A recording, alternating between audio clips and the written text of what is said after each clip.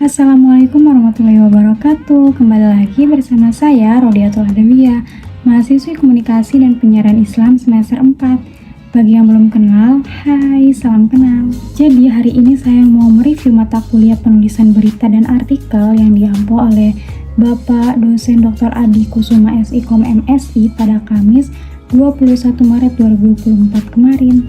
Oke, pada pertemuan kali ini saya mau mereview materi dari kelompok 3 yang kemarin baru presentasi, yang membahas tentang strategi efektif dalam menulis berita dan hukum, kriminal, politik, dan ekonomi, serta kajian teknik peliputannya. Teknik peliputan berita hukum yang umum digunakan oleh jurnalis hukum yaitu meliputi pertama, pengumpulan informasi, pengolahan informasi, penulisan berita, penyuntingan, pengawasan kualitas, pengelolaan data, pengelolaan waktu, pengelolaan kemahiran, pengelolaan kewenangan, mengelola anggaran adalah aspek penting dalam peliputan berita hukum, dan yang terakhir yaitu pengelolaan lingkungan. Adapun teknik penulisan berita hukum, yang pertama, tentukan tema dan topik. Yang kedua, mengambil sudut pandang. Yang ketiga, menggunakan istilah hukum dengan tepat. Yang keempat itu menggunakan sumber berita penulisan hukum. Yang kelima, membuat berita hukum mudah dipahami. Yang keenam, mengetahui ketentuan dan syarat penulisan opini hukum di media massa. Yang ketujuh itu menggunakan hyperlink atau sumber lain. Dan yang terakhir itu membaca dan belajar. Lalu ada teknik peliputan berita kriminal, yang dimana proses peliputan beritanya itu ada dua jenis. Yang pertama itu ada berita diduga melalui meeting, dan yang kedua ada berita tidak diduga melalui hunting. Nah, berita yang diduga melalui meeting ini yaitu berita hasil perencanaan yang baik. Prinsip ini berlaku itu bagi berita yang sifatnya diduga. Dan yang kedua itu berita tidak diduga melalui hunting. Nah, untuk berita ini yang sifatnya itu tiba-tiba atau tak terduga oleh kita. Jadi kita tuh harus bisa pandai atau berburu penggalian informasi. Ini terdiri itu dari 3 lapisan atau tahapan. Yaitu lapisan yang pertama adalah fakta-fakta permukaan seperti kayak siaran pers, rekaman dari tape mini recorder. Yang kedua itu ada lapisan kedua, yaitu adalah upaya pelaporan yang dilakukan sendiri oleh reporter. Dan yang terakhir ada lapisan ketiga, yaitu adalah interpretasi atau penafsiran dan analisis. Nah, di sini reporter yang menguraikan signifikasi atau arti penting suatu peristiwa, penyebab-penyebab, dan konsekuensinya. Selanjutnya ada teknik penulisan berita kriminal. Yang pertama itu cara teknik penulisannya ya, memahami inti dari permasalahan secara mendalam.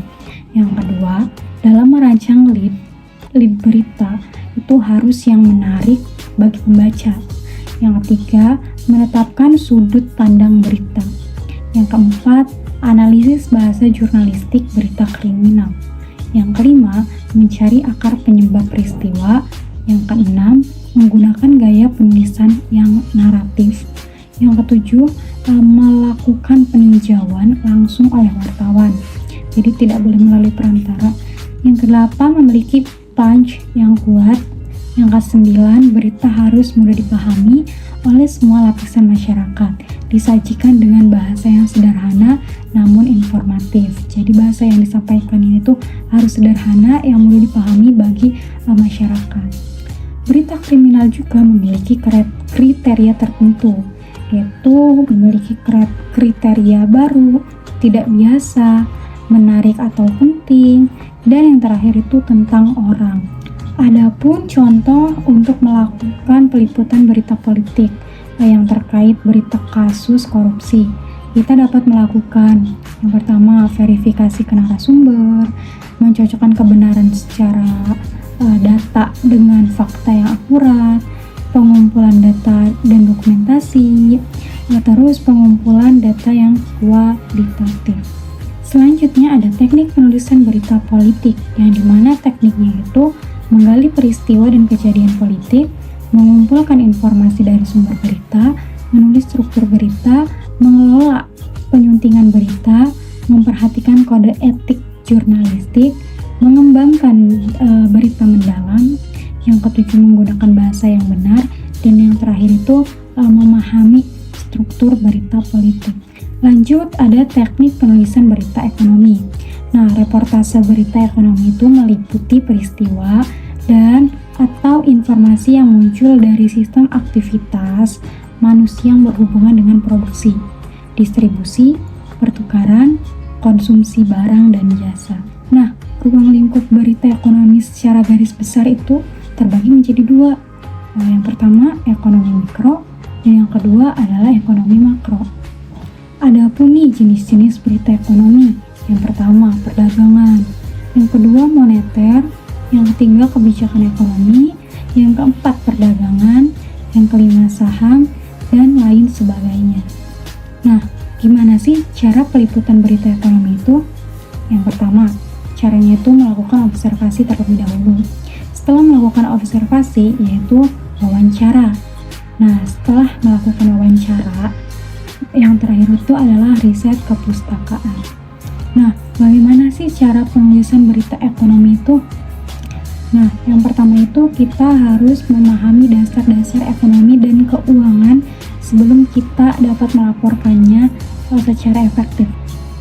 Dan yang kedua itu tulislah berita yang mudah dipahami oleh pembaca atau pendengar. Nah, sebelum menyebarkan juga kita harus paham ya, sebelum menulis berita ekonomi itu kita harus paham.